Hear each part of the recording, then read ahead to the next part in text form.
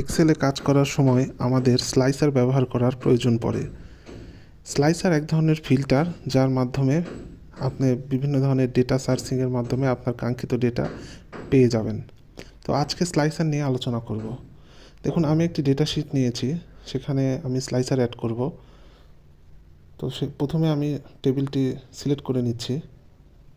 এটা আমি টেবিলে কনভার্ট করব। এইভাবে মাউস দিয়ে সিলেক্ট করে ইনসার্ট করেও টেবিল কনভার্ট করা যায়, আবার কন্ট্রোল-A দিয়ে সিলেক্ট করে কন্ট্রোল-T দিয়ে মাই টেবিল হ্যাজ এ হেডার এরকম একটা ডায়ালগ বক্স আসবে। এইভাবে ওকে দিয়েও আপনার টেবিলে কনভার্ট করা যায়। দেখুন, টেবিলে কনভার্ট হয়ে গেল। এখন আমার ব্যান্ডেড কলাম পছন্দ না, ব্যান্ডেড র পছন্দ না, এই জন্য আমি আমার যে পছন্দের একটা ডিজাইন একটা নিয়ে নিলাম।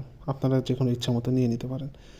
দেখুন, এখন একটা টেবিলে কনভার্ট হয়ে গেল। তারপর যে কোনো একটি সেলে মাউস পয়েন্টার রেখে ডিজাইন ট্যাবে গিয়ে আপনারা যদি ক্লিক করেন, দেখুন তার আগে একটা কাজ করে নিতে হবে, তাহলে স্লাইসার অ্যাড করলে ব্যাপারটা অনেক সুন্দর হবে।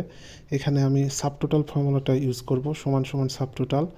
তারপরে যেহেতু আমার সাম দরকার, এই জন্য 9 নম্বরে সাম থাকে, এই জন্য 9 নম্বর ক্লিক করে নিলাম বা লিখে দিলাম, তারপরে কমা দিলাম, তারপরে গোটা কলামটা সিলেক্ট করে দিলাম। দিয়ে দেখুন, এখানে এখন আপনার যে কোনো ফর্মুলা ইউজ করতে পারবেন, ক্লিক করেই চলে আসবে। আমার সাম দরকার, এই জন্য আমি সাম সিলেক্ট করে নিলাম।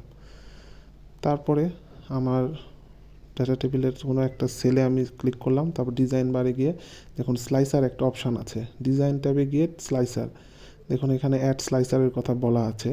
আমি এখানে একটা ক্লিক করলাম, দেখুন একটা ট্যাব ওপেন হয়ে গেল। এখন আপনার কোন বিষয়গুলোর উপর স্লাইসার অ্যাড করা দরকার, যেমন আমার এখানে প্লেস এবং প্রোডাক্ট নেম, এই দুটার উপর ক্লিক করলাম, স্লাইসার যুক্ত হয়ে গেল। দেখুন, ওই কলামগুলোর উপরে যে নামগুলো, সেই নামগুলো এখানে বেসিক্যালি আসছে, প্লেস এবং প্রোডাক্ট নেম। তারপরে স্লাইসারের ডিজাইন করার জন্য বা আপনাদের যেই রং পছন্দ, সেই ডিজাইন ট্যাবে গিয়ে সেই রকম করে কাস্টমাইজ করে নিতে পারেন। তাছাড়া এক্সট্রা কলাম অ্যাড করাও এখানে যায়। দেখুন, এখানে বাটন অপশানে গিয়ে আপনার কলাম 2টা করে দিলাম, আবার আপনি ইচ্ছা করে 3টা 4টা যা ইচ্ছা আপনি করতে পারেন।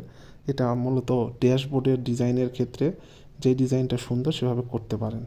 তারপর পরবর্তীটা আমি 3টা কলামে দিয়ে দিলাম, দিয়ে একটু শেপটা ঠিক করে দিচ্ছি যাতে দেখতে ভালো লাগে। তারপরে দেখুন, এবার আমাদের কাজ শেষ। এবার আমরা ফিল্টারিং করব স্লাইসারের মাধ্যমে।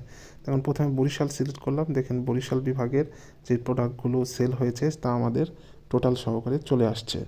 তারপর বরিশাল বিভাগের আমি স্পেসিফিক পণ্য যেমন কিচেন সিঙ্ক যদি সিলেক্ট করি পরবর্তী ফিল্টার মানে স্লাইসার থেকে, তাহলে সেই কাস্টমাইজ হয়ে ওই ডেটাটা চলে আসবে।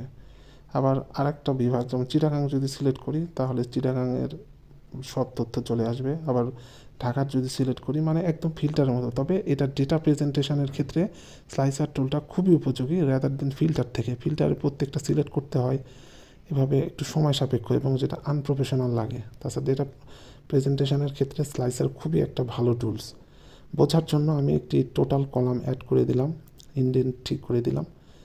মূলত এটাই আর কি, এইভাবে স্লাইসার অ্যাড করে ফিল্টারের মতো কাজ করে। সেটা স্লাইসার ইউজ করে ডেটা প্রেজেন্টেশনকে সুন্দর করতে পারেন এবং প্রেজেন্টেশনের মাধ্যমে কাজগুলো সহজ হয় এই স্লাইসারের মাধ্যমে। এখন আসুন, স্লাইসার তো অ্যাড করা আমরা জানলাম, এখন কথা হলো স্লাইসার যদি না লাগে বা ডিলিট করতে হয় কীভাবে, সেটাও জানা দরকার।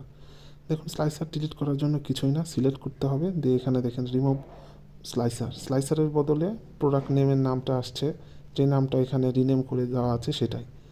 এভাবে আর কি ওখানে মাউস ক্লিক করে অপশান থেকে এটা ডিলিট করা সম্ভব। ভালো লেগে থাকলে কমেন্ট করুন, লাইক করুন এবং এক্সেল মজা চ্যানেলকে সাবস্ক্রাইব করে রাখুন।